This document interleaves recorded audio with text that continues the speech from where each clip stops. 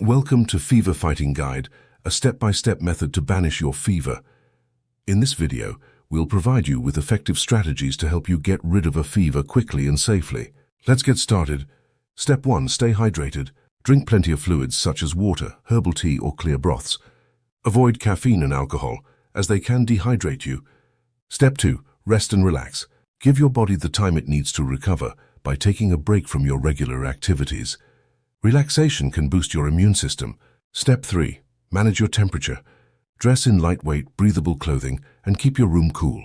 Cool compresses like a damp washcloth on your forehead can also provide relief. Step 4. Over-the-counter medication. Take acetaminophen or ibuprofen, following the recommended dosage. These medications can help reduce fever and relieve any discomfort. Step 5. Seek medical advice.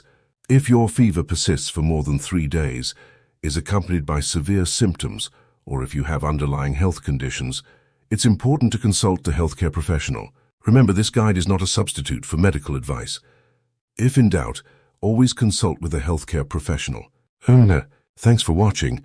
If you found this video helpful, make sure to subscribe to our channel for more health tips and guides. Take care and stay healthy.